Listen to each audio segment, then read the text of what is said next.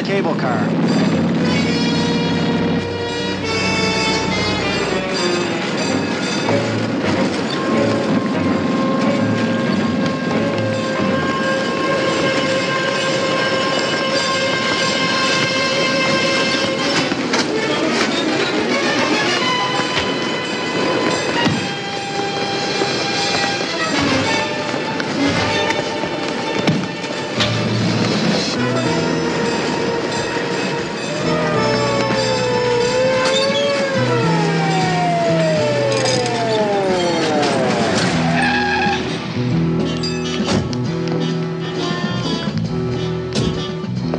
Nice work, sir. Thank you, Sergeant. I guess that winds up the Levinson case.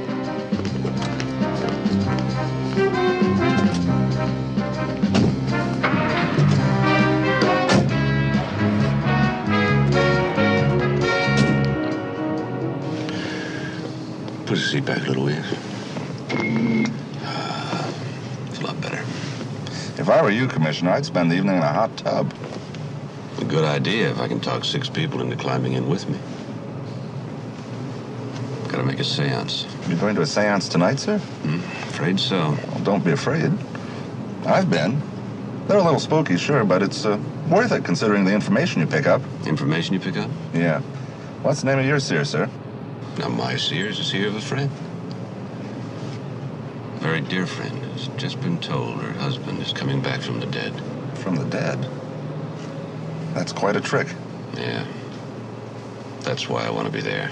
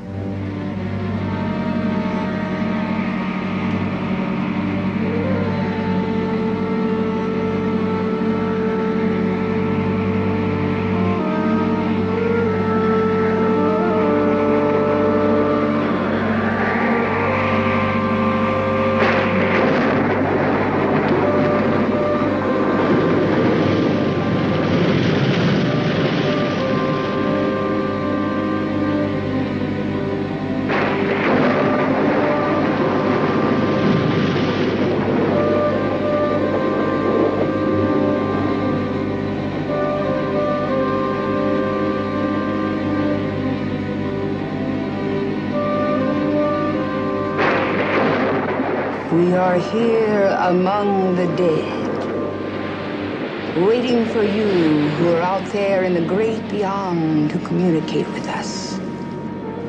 We ask that you make your presence known. Ours is a distinguished group here tonight. Commissioner of Police Stuart McMillan and his lovely wife. Magician Harry Hastings, known professionally as the Great Mandini, who last week here at this table heard the spirit of Arthur Kendall speak to us. The gracious and beautiful Nora Dane. And most important of all, Arthur asked that his beloved wife Evie be here with us, and she is. Evie Kendall is here and waiting, accompanied by her doctor, Eli Spake. Join hands, please.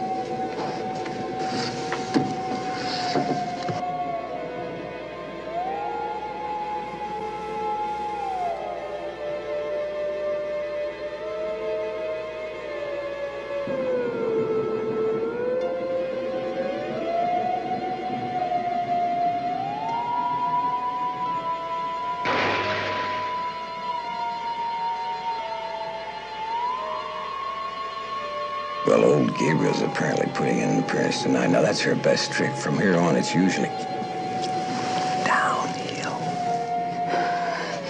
I feel the presence of Arthur Kendall. Arthur is trying to get through.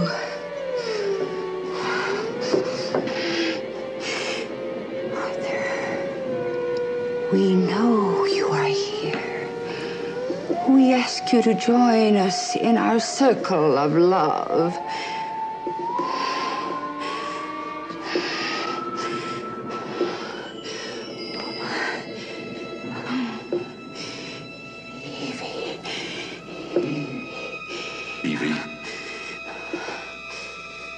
Evie. Evie! Evie! Oh, Evie. Oh, Evie. Why? Why did you kill me? Why did you murder me?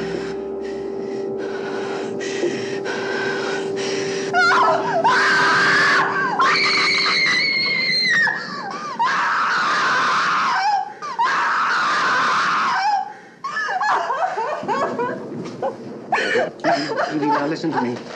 Listen to me, Evie. It's all right. Now, come on, I'll take you home.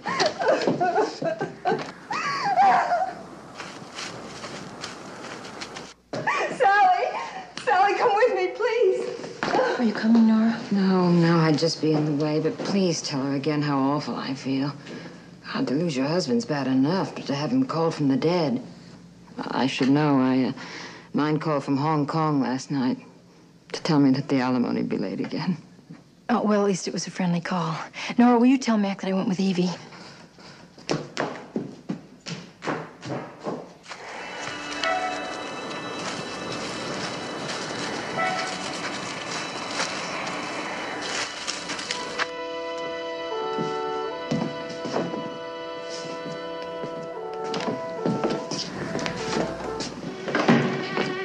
Madam Zara, would you mind telling me how this trick was done? I most certainly would mind. Do you think I shake like this after a trick? A cheap trick. It's true.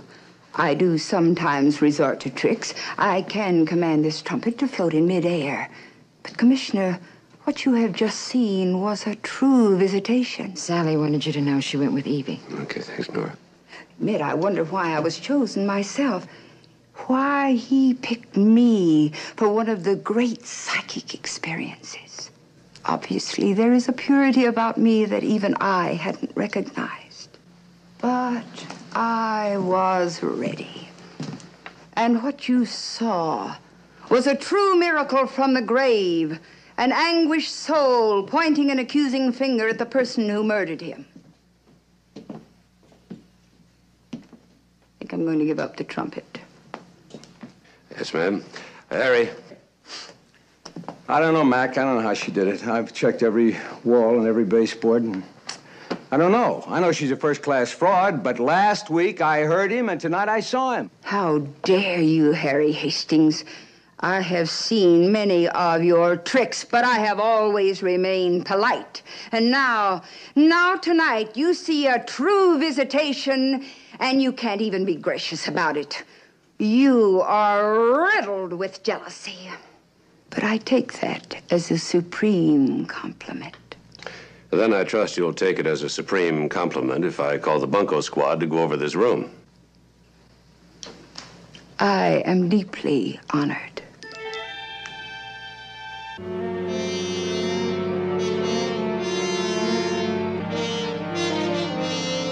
I didn't kill him. I didn't kill him. Of course you didn't, Evie. We all know that. Why did he say it? Why? We don't know that it was Arthur. Mac doesn't believe in ghosts. I don't either. Look, she really should be resting now. No. Evie, you're going to take a sedative. You've got to rest. No, not yet. I want to tell Mac and Sally everything. That can wait till tomorrow. No, now.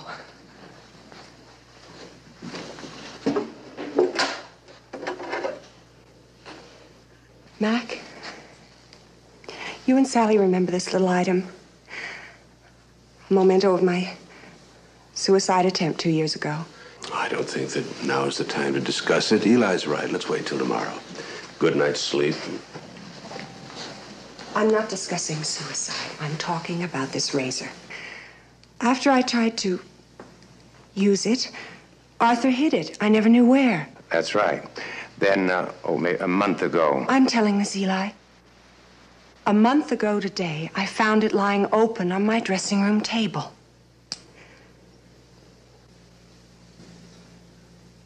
And only a week later, I opened a closet door and found a suit of Arthur's clothes hanging there, caked with blood. Darling, must you? Yes, I must. And yesterday, an oil portrait of Arthur that had been put away in storage. Come with me, please.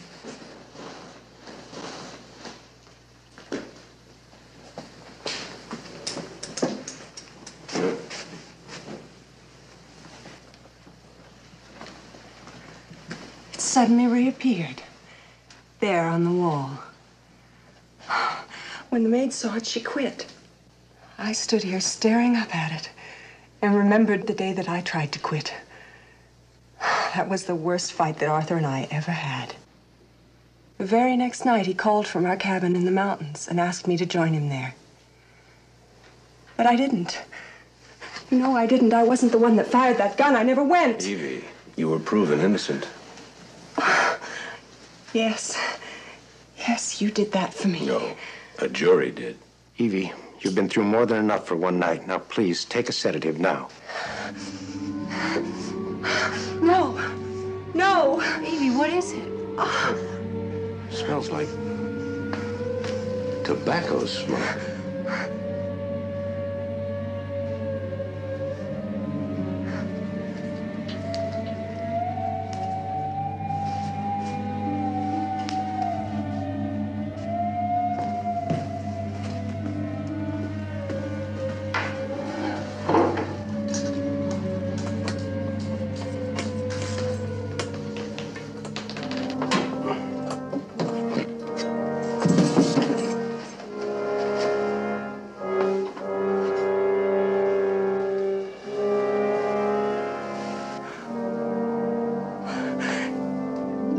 It was my last birthday present to him. Why is this happening? Why? That's why we're here, Evie. Find out why. And Mac will, Evie. It's Arthur. It's Arthur. Find him, please. He's got to be here. He is here. I can feel his presence. He's in this room right now.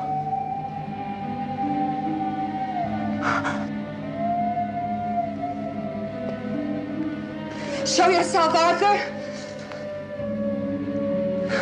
Show yourself, Arthur.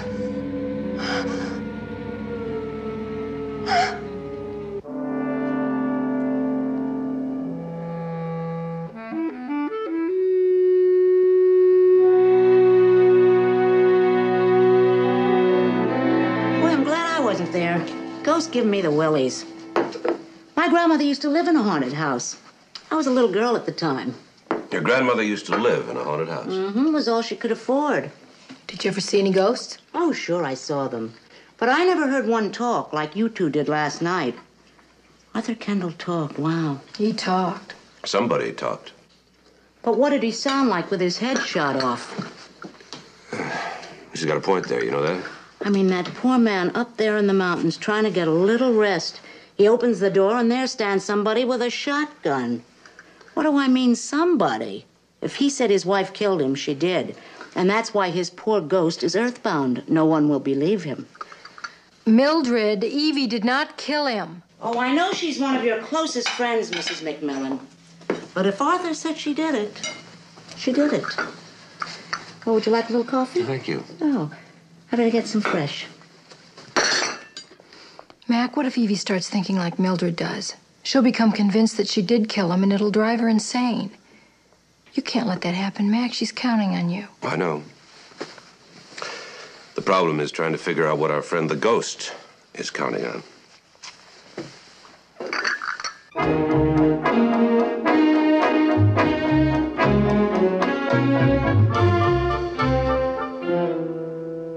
We covered every square inch of that seance room, sir. Nothing. Marnie Ellsworth couldn't have been more cooperative. She's been waiting all her life to be investigated by a bunco squad. Yeah, well, I also had them check into her past.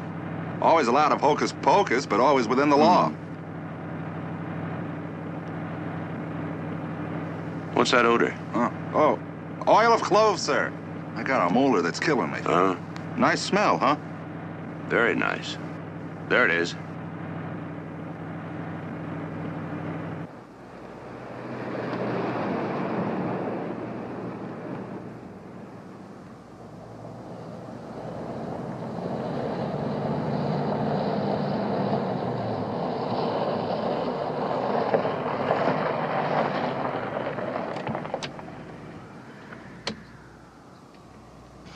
boy. When Harry Hastings says a man's home is his castle, he isn't kidding. Hello in there.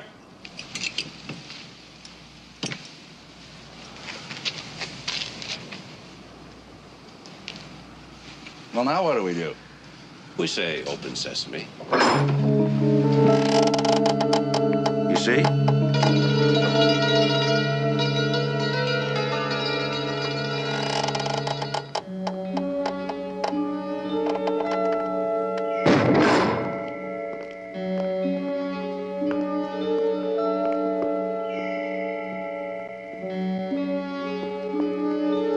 Mac, I'm on lower level 2.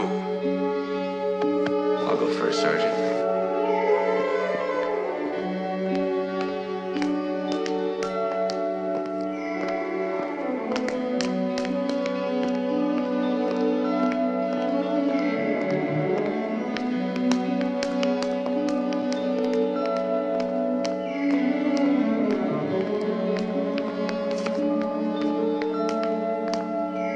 It's wet.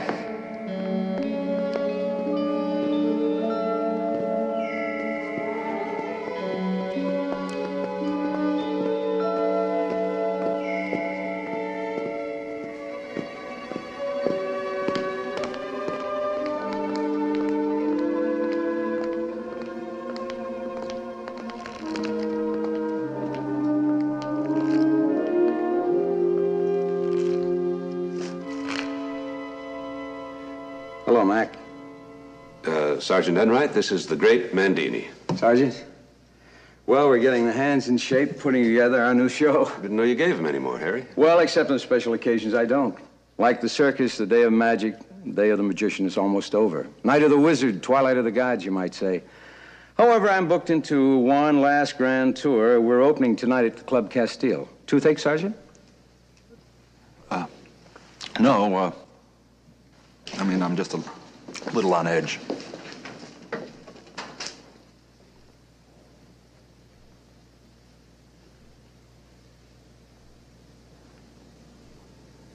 Feel better?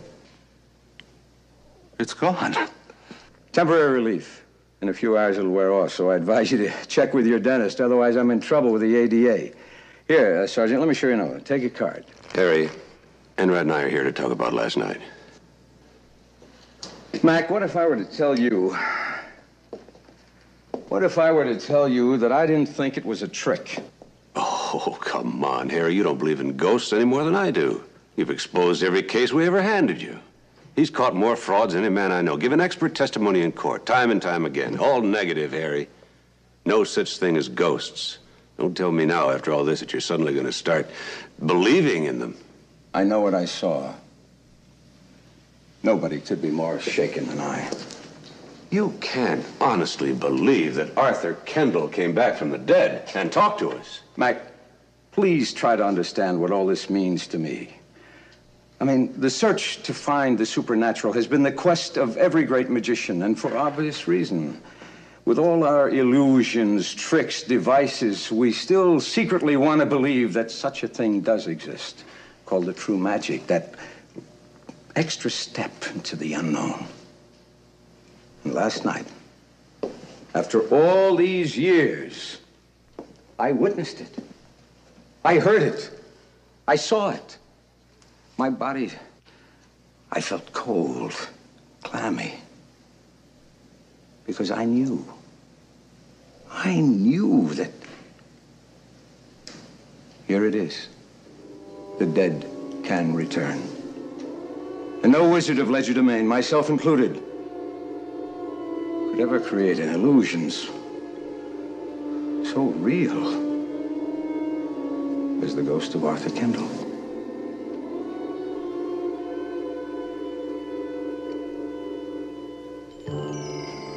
The medium sat here, Nora Dane here, and the magician here. Evie Kendall here and Dr. Spake here. Sally and I sat over here. Arthur Kendall appeared about here from my sightline. We checked, sir, and there was no evidence of projection equipment or mirrors to create the image. That means the image was created by the presence of a real person. In the flesh, sir. These drapes concealed the door through which he obviously came. But, sir, that door was locked. It was locked when I tried it. Doesn't mean it was locked when he tried. Well, Commissioner, conducting your own private seance, I see. No, just consulting the future, Chapman. Trying to see if the district attorney is ever going to win a case. That's good, Mac. Very good. Now look into the past and see if you should have won the case of Evie Kendall. Why? You thinking of putting a ghost up on the witness stand? I'm dreaming about it. Especially about the part where he testifies to the fact that she killed him. What's your angle? Justice isn't an angle, Commissioner. Why don't you turn that into a bumper sticker? You know that Evie Kendall was acquitted of that murder. And even if she walked into this room right now and confessed, the laws of double jeopardy would prevent you or anyone else from taking legal recourse. So, what's your angle? Well, let's see. She testified that she took sleeping pills that night. But did she? She could have driven up to that mountain cabin, killed him, and who would have known? If I can prove she lied about that alibi, we've got her on perjury 1 to 14 years. Look, Chapman. Evie Kendall is in a very delicate and dangerous state of mind. This is not the time to force her to relive that case with a lot of hard questions. You and your wife are just too close to her, Max. She could have done it, you know, and a thing like murder shouldn't be allowed to just lie there. No, it shouldn't, and it should have been solved by now. It could have been solved by now. Tell me, Mac, what bothers you more? That you saw a ghost? Or that you let a murderess get off scot-free?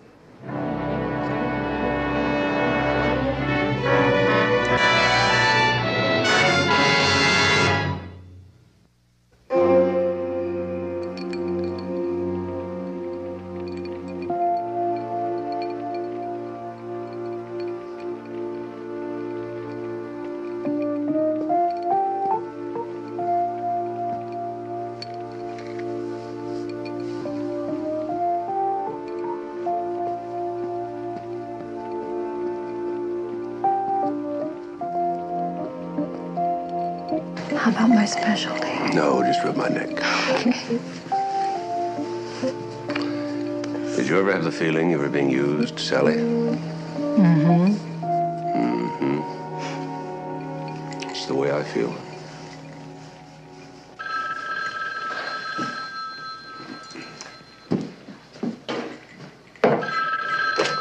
Hello? Commissioner, I found a report that a lawyer now dead was called upon to draw up a contract of some kind between Arthur Kendall and Harry Hastings. What kind of a contract? Well, the deal was never made, sir, so we don't know. But Harry Hastings does. Ladies and gentlemen, this is Pandora's box. Contrary to legend, Pandora never opened the box, never discovered the contents.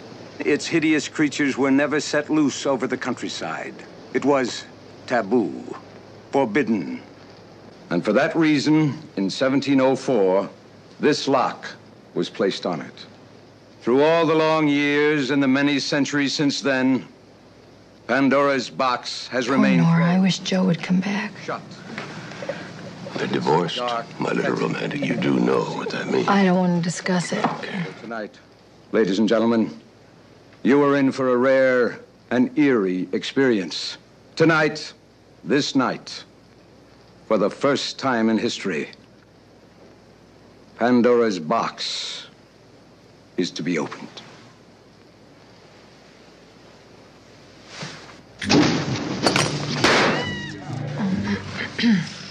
Scare you? Great looking.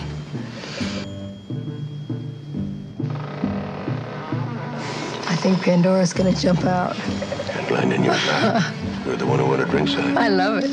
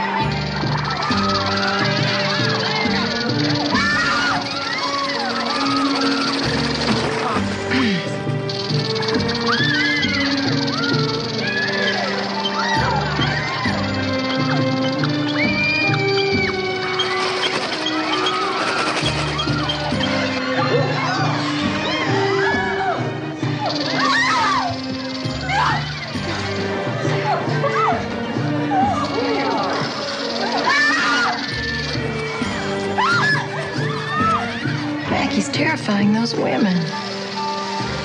I'm not easily frightened, but if I were, well, it'd be enough to drive you batty. You do think it's a little scary, don't you, Mac? Suppose that was the deal. What? The deal between Arthur and Harry. To drive Evie out of her mind.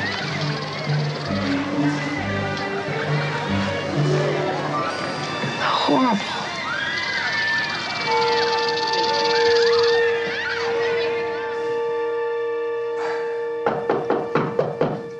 Come in. Great show, old great Mandini. Absolutely terrifying. You want to see my goosebumps? Sally, no. I could show you a few of my own. You mean you scare yourself? Only on opening night. That Pandora's Box illusion's quite a horror show, Harry. I hope so. You always end your act with a number that leaves them screaming? That's my trade, Mac. It's part of it anyway. It could scare the wits out of anybody.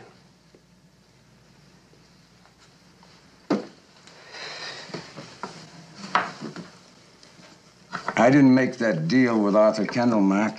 In fact, when he asked me to drop by that afternoon, I assumed that he and Evie were both there, and it was just for a visit. I quickly discovered that he was alone, and... It's a surprise party, Harry. Evie's birthday. It'll be quite a group, 20, 30 people.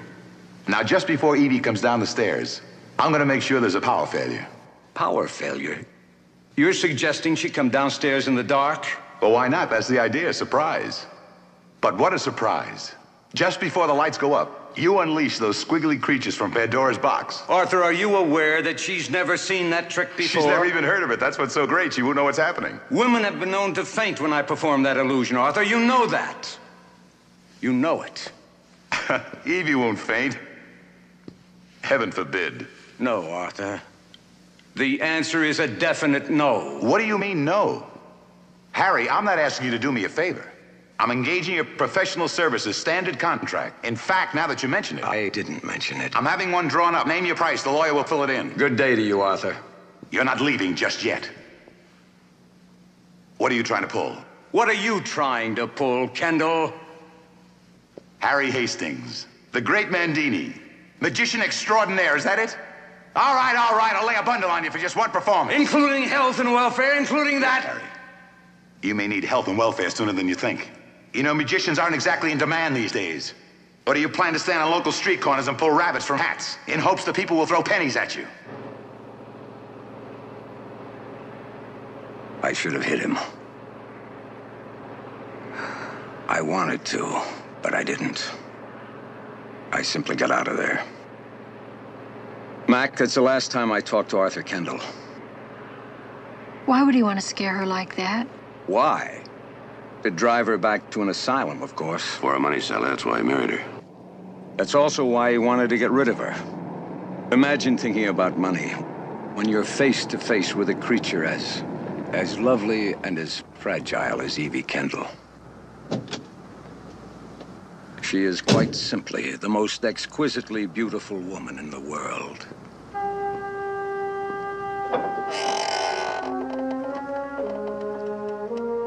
Mac, he's in love with Evie.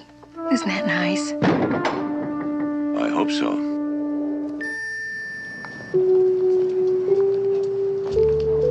Remember that movie with Charles Boyer? Yeah, and Ingrid Bergman.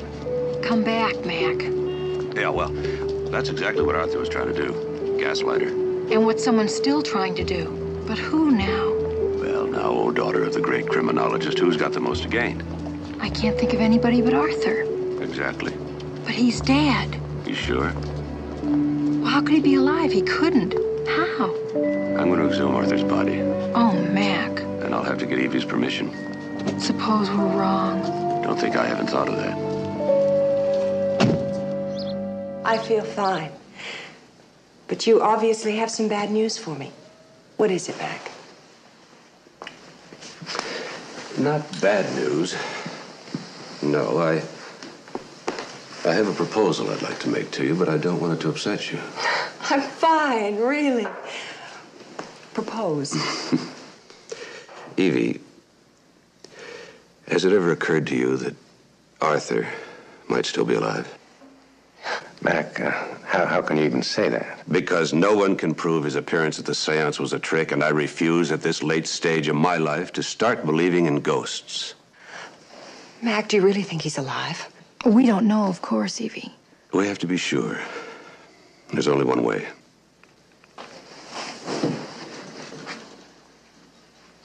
How do you do that?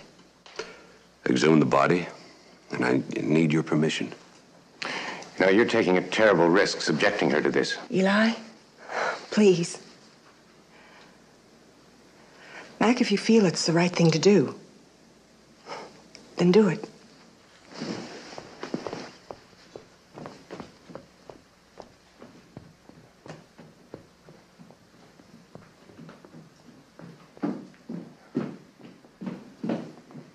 Commissioner, I'm sure you're aware that you're dealing with a woman who has a past history of emotional disturbance. Now, during the trial, she transferred her dependence to you, and that's all right. But ideally, since the trial, as her psychiatrist, I should have come to bear some of that responsibility.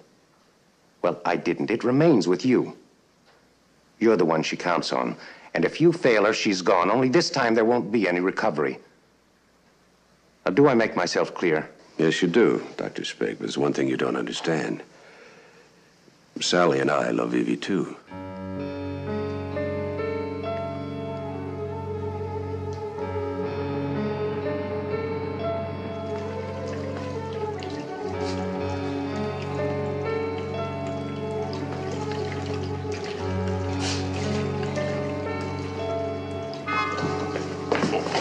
Where's Sykes? He went to get the coroner's report. Did he say anything? Only that he wanted to tell you himself, though he was smiling.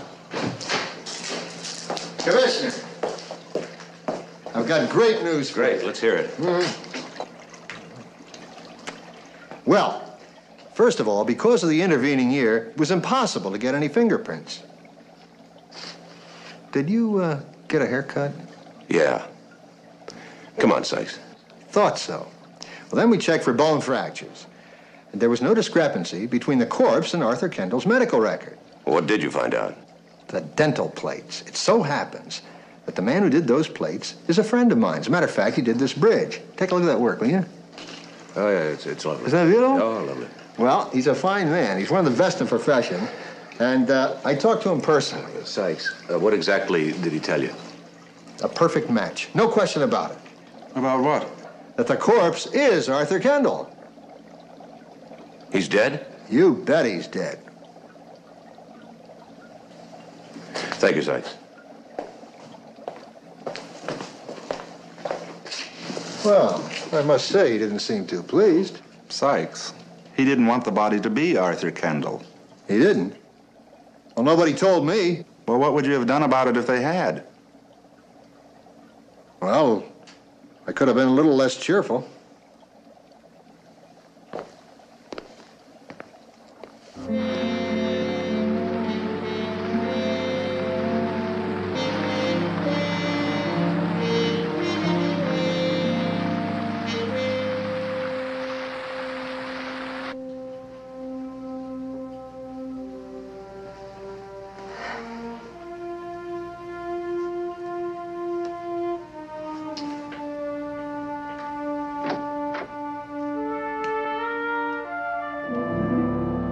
No. Are they sure, Mac?